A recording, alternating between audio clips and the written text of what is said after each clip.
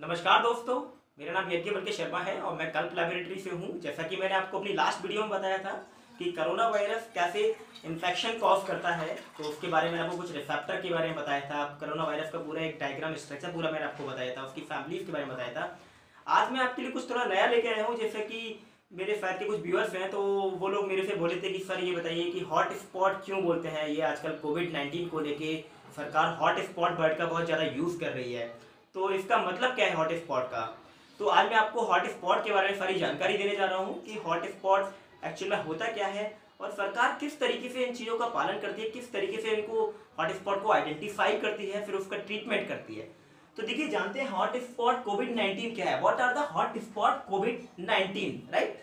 तो देखिए, उन जगहों पर, जिन जगहों पर कोरोना के पेशेंटों में तेजी आ रही है और इसकी भी आशंका और है कि वहां और भी कोरोना के पेशेंट बढ़ सकते हैं, उन जगह को हम लोग बोलते हैं hot spot of corona virus, right.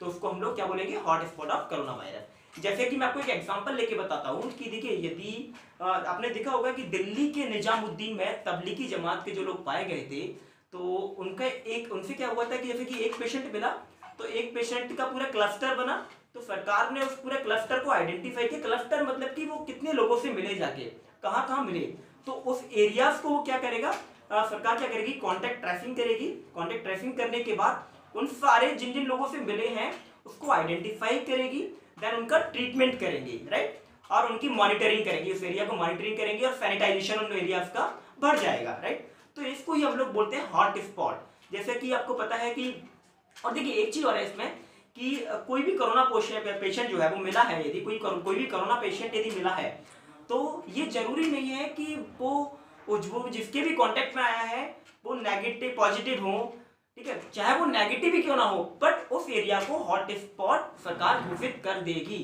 Right. ये कोई मतलब नहीं है कि भाई वो पॉजिटिव है कि नेगेटिव है। यदि नेगेटिव भी पेशेंट कोई मिले हैं, यदि उनका टेस्ट कोई नेगेटिव भी आया है, परंतु उनको भी, उस एरिया को भी पूरा हॉट स्पॉट सरकार घोषित कर देगी, राइट। तो अभी जैसे कि मैं आपको एग्जांपल है, मैंने बताया कि दिल्ली के जैसे कि तबलीगी जमात में जैसे कि लोग मिले थे, और उसके अलावा आपका दिल्ली के दिलसान गार्डन है, वहाँ भी आपका एक हॉट स्पॉट है। दिल्ली के करीब ये मान के चलिए कि मैं आपको बताऊँ कि 50 से ज़्यादा हॉट स्पॉट एरिया सरकार ने घोषित कर दिया है।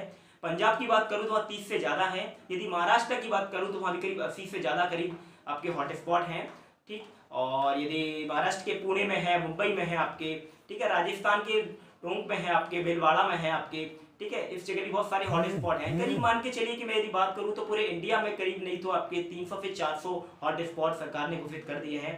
अब आइए बात करते हैं कि कोरोना हॉट स्पॉट यदि कहीं हो जाता है तो सरकार क्या क्या स्टेप लेती है इन चीज़ों को करने के लिए। देखिए, यदि एक एग्जाम्पल लेते हैं कि जैसे कि दिलसाद गार्डन में यदि कहीं हमको एक कोरोना पॉजिटिव मिला, राइट, तो देखिए कोरोना पॉजिटिव मिला और वहाँ बहुत तेजी से संख्या बढ़ रही है, बहुत तीव्रता से मामले आ रहे हैं इस कोरोना केस के, राइट, कोरोना पेशेंटों के, राइट। तो सरकार अब क्या करेगी कि उस पूरे एरिया को सबसे पहले सील कर देगी, राइट।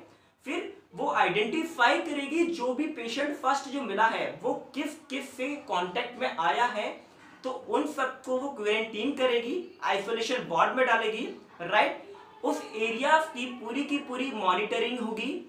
मॉनिटरिंग होने के बाद उसको पूरे का पूरा सैनिटाइज किया जाएगा। सैनिटाइज करने के बाद उनके सारे के सारे सैंपल्स लिए जाएंगे पेशेंटों के, उनके सैंपल्स लेके उनकी जांच की जाएगी और फिर उनका आगे क्लिनिकल ट्रीटमेंट स्टार्ट होगा। तो ये था पूरा हॉट स्पॉट